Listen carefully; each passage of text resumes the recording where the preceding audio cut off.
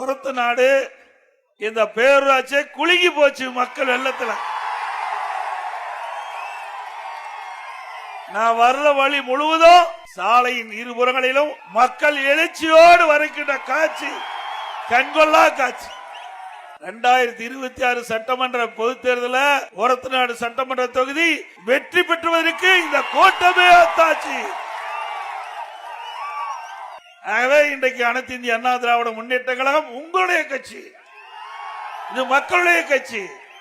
நீங்க என்ன எண்ணுகிறார்களோ அதை செயல்படுத்துகின்ற கட்சி அதிமுக கட்சி.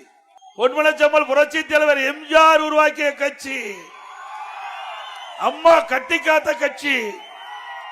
ஏழைகள், ஒடுக்கப்பட்டவர்கள், தாழ்த்தப்பட்டவர்கள் அவருடைய வாழ்க்கை ஏற்றத்திற்கு படிக்கட்டாக இருந்த கட்சி அதிமுக கட்சி. இனி தமிழகத்தில் ஏழை என்ற சொல் இல்லை என்ற நிலையை அதிமுக அமைந்த பிறகு உருவாக்கும்.